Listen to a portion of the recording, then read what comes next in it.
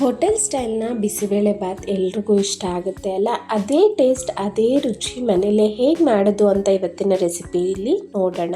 ಸವಿ kitchen ಕನ್ನಡಗೆ ಇನ್ನು ಯಾರೆಲ್ಲ subscribe ಆಗಿಲ್ಲ ಪ್ಲೀಸ್ ಈಗಲೇ ಹೋಗಿ ಸಬ್ಸ್ಕ್ರೈಬ್ ಮಾಡಿ. ನಾನಿವತ್ತು ಈ ಬಿಸಿಬೇಳೆ ಬಾತ್ನ ಗೋಧಿ ರವೆ ಅಂತ ಬರುತ್ತೆ ಅದರಿಂದ ಮಾಡ್ತಾ ಇದ್ದೀನಿ. ನೀವು ನಾರ್ಮಲ್ ರೈಸ್ ಬೇಕಾದರೂ ಮಾಡ್ಬೋದು. ಟೇಸ್ಟ್ ಎಲ್ಲ ಸೇಮ್ ಇರುತ್ತೆ, ತುಂಬ ಚೆನ್ನಾಗಿ ಬರುತ್ತೆ. ಇದು ಎಲ್ಲ ಅಂಗಡಿಲೂ ಅವೈಲಬಲ್ ಇದೆ ನೋಡಿ. 1 ಕಪ್ ಗೋಧಿ ರವೆ ತೊಗೊಂಡಿರೋದಕ್ಕೆ 1 ಕಪ್ ಆಗೋಷ್ಟು ಬೇಳೆ ತೊಗೊಂಡಿದ್ದೀನಿ. ಅಕ್ಕಿಲಿ ಮಾಡೋರಾದರೆ ಅಕ್ಕಿ ಬೇಳೆ ಸಮ ಪ್ರಮಾಣದಲ್ಲಿ ಇರಬೇಕು. ಬೇಳೆ ತೊಳೆದುಬಿಟ್ಟು ನೆನೆಯೋದಕ್ಕೆ ಬಿಡಿ. ಈಗ ಒಂದು ಪಾತ್ರೆಗೆ 2 ಟೇಬಲ್ ಸ್ಪೂನ್ ಆಗೋಷ್ಟು ಎಣ್ಣೆ ಹಾಕ್ಕೊಂಡು ಈ 1 ಕಪ್ ಆಗೋಷ್ಟು ಗೋಧಿ ರವೆನ ಹಾಕಿ ಹುರ್ಕೊಳ್ತಾ ಇದ್ದೀನಿ.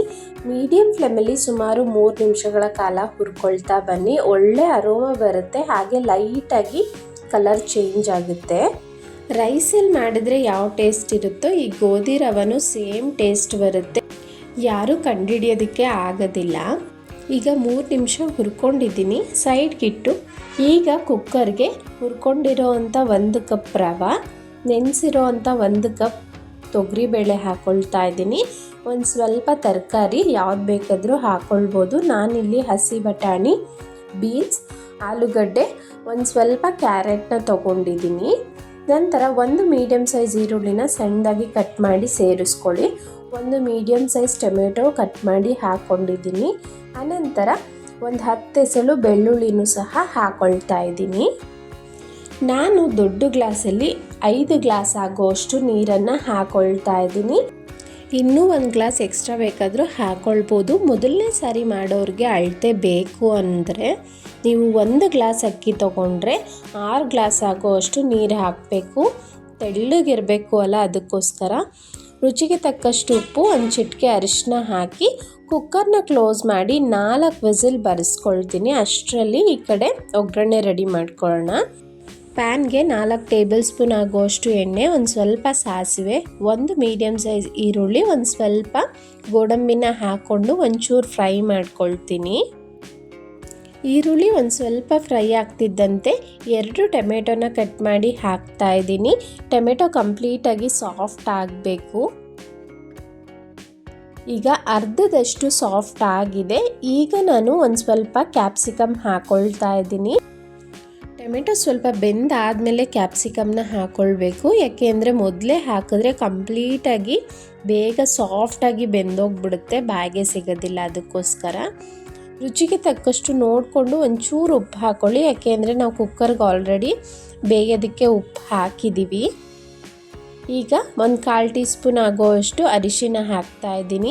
1/2 ಟೀ ಸ್ಪೂನ್ ಆಗೋಷ್ಟು ಖಾರದ ಪುಡಿ. ಅನಂತರ ಇಲ್ಲಿ MTR ಬಿಸಿಬೇಳೆ ಬಾತ್ ಪೌಡರ್ ತೊಗೊಂಡಿದ್ದೀನಿ. 1 ಪ್ಯಾಕೆಟ್ನ ಹಾಕ್ಕೊಳ್ತಾ ಇದ್ದೀನಿ. ಟೇಸ್ಟ್ ತುಂಬಾ ಚೆನ್ನಾಗಿರುತ್ತೆ. ಪೌಡರ್ಸ್ ಹಾಕಬೇಕಾದ್ರೆ ಸ್ಟವ್ನ ಲೋ ಫ್ಲೇಮ್ ಇಟ್ಕೊಳ್ಳಿ, ಆ ಪೌಡರ್ ಸೀದೋಗಬಾರ್ದು ನಮಗೆ. ಈಗ ಹುಣಸೆ ಹಣ್ಣಿನ ರಸನ ಸೇರಿಸ್ಕೊಳ್ತಾ ಇದ್ದೀನಿ.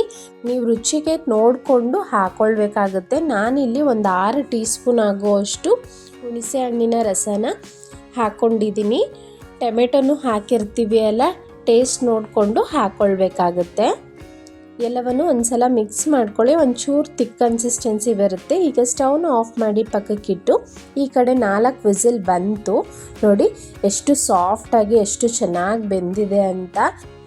ತರಕಾರಿ ಆಗಲಿ ಆ ಗೋಧಿ ರವೆ ಆಗಲಿ ಎಲ್ಲವೂ ಸಾಫ್ಟಾಗಿ ಚೆನ್ನಾಗಿ ಬೆಂದಿದೆ. ಸ್ವಲ್ಪ ಗಟ್ಟಿ ಆಯಿತು ಅಲ್ಲ, ಅದಕ್ಕೆ ನಾನಿಲ್ಲಿ ಬಿಸಿನೀರನ್ನ ಕಾಯೋದಕ್ಕೆ ಇಟ್ಟಿದ್ದೀನಿ 1 ಗ್ಲಾಸ್ ಆಗುವಷ್ಟು. ಈಗ ಗೊಜ್ಜನ್ನು ರೆಡಿ ಮಾಡ್ಕೊಂಡಿದ್ವಿ ಅಲ್ಲ, ಇದಕ್ಕೆ ಇದೆಲ್ಲವನ್ನು ಹಾಕ್ಕೊಂಡು ಎಲ್ಲ ಚೆನ್ನಾಗಿ ಮಿಕ್ಸ್ ಮಾಡ್ಕೊಳ್ಳೋಣ. ಬಿಸಿಬೇಳೆ ಬಾತ್ ಕನ್ಸಿಸ್ಟೆನ್ಸಿ ಅಡ್ಜಸ್ಟ್ ಮಾಡ್ಕೊಳ್ಳೋದಕ್ಕೆ ಯಾವುದೇ ಕಾರಣಕ್ಕೂ ತಣ್ಣೀರು ಬಳಸಬಾರ್ದು. ನಾನಿಲ್ಲಿ ಬಿಸಿನೀರನ್ನ ಕಾಯಿಸಿ ಹಾಕ್ಕೊಂಡಿದ್ದೀನಿ ನೋಡಿ. ಒಂದು 3ರಿಂದ 4 ನಿಮಿಷ ಚೆನ್ನಾಗಿ ಅದೆಲ್ಲವನ್ನು ತಿರುಗಿಸ್ಕೊಳ್ತಾ ಕುದಿಲಿ. ನೀರು ಹಾಕಿರೋದ್ರಿಂದ ನೀವೇನಾದರೂ ತಣ್ಣೀರು ಹಾಕಿಬಿಟ್ರೆ ಟೇಸ್ಟ್ ಹಾಳಾಗಿಬಿಡುತ್ತೆ ನೋಡಿ. ಪರ್ಫೆಕ್ಟಾಗಿ ಬಂದಿದೆ. ನಾನಿಲ್ಲಿ 2ರಿಂದ 3 ನಿಮಿಷ ಬಿಟ್ಟು ಸ್ಟವನ್ನು ಆಫ್ ಮಾಡಿ ಕೊನೆಯದಾಗಿ ಕೊತ್ತಂಬರಿ ಸೊಪ್ಪನ್ನ ಹಾಕ್ತಾ ಇದ್ದೀನಿ.